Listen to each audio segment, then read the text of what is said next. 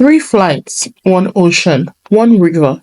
That was all it took for little Ryan and his family to leave Canada and arrive in a place older than memory itself, a place called Amaze, a great village nestled deep in the eastern part of Nigeria. The moment Ryan stepped out of the small bumpy Keke Marua, the hot air wrapped around him like a heavy blanket. The ground under his sneakers was orange-red clay, warm, dusty, and alive. Women danced in swirling Ankara shirts. Children, barefoot in the dust, chased a battered football across the road. Old men tapped gently on talking drums under the shade of mango trees.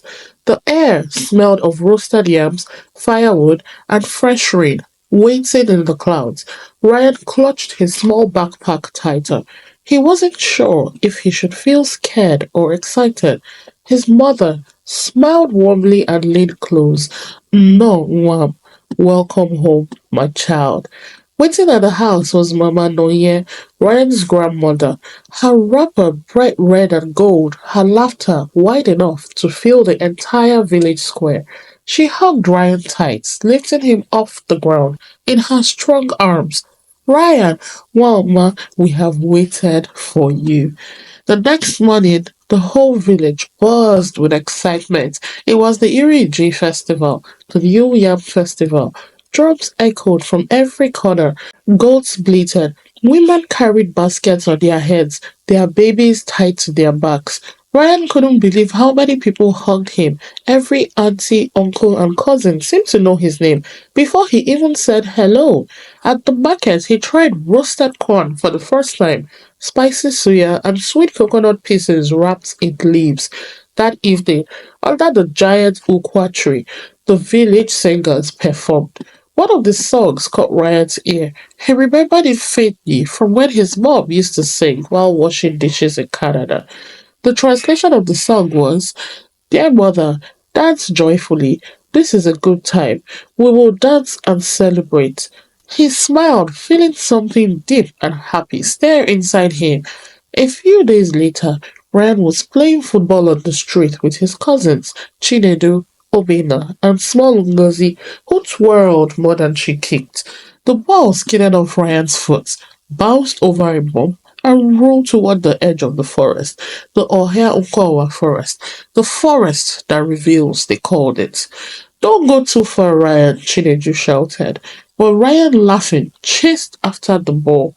Just as he reached for it, the ball floated into the air. Ryan gasped and stumbled back. The trees ahead shimmered softly, glowing with tiny golden lights like stars caught in their branches, and standing there was an old woman leaning on a carved walking stick.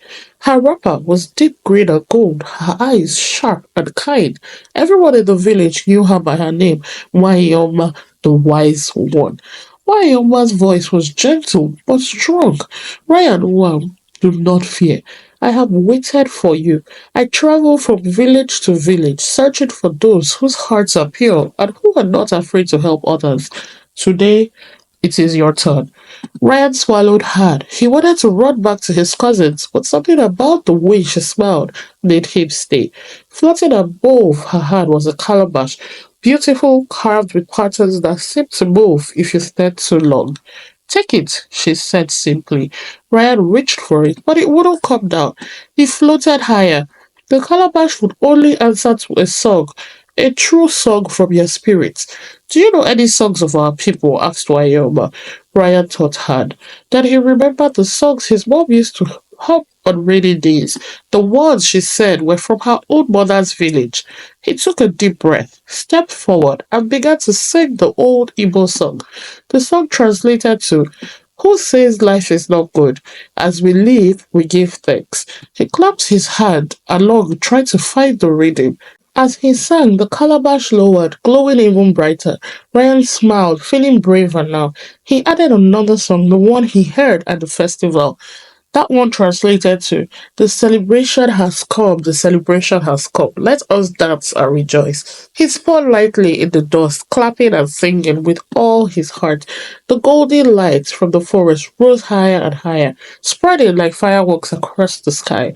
Down in the village, the drummers paused. The dancers froze. The elders lifted their heads. Everyone heard it. Riot song floating on the air. The villagers followed the sound. Men, women, and children flooded towards the glowing forest. When they arrived, they found Wyoma standing proudly beside Ryan, the magical calabash shining between them. An elder named Papa Ikenna stepped forward, asked in awe, "Wise one, who is this boy?" Wyoma smiled and touched Ryan's head. "He is the chosen one, the child who carries the songs of his ancestors, the one who was brave enough to listen when others were afraid. He has saved Amaeze tonight." The villagers clapped, a sound of pure joy that filled the whole forest.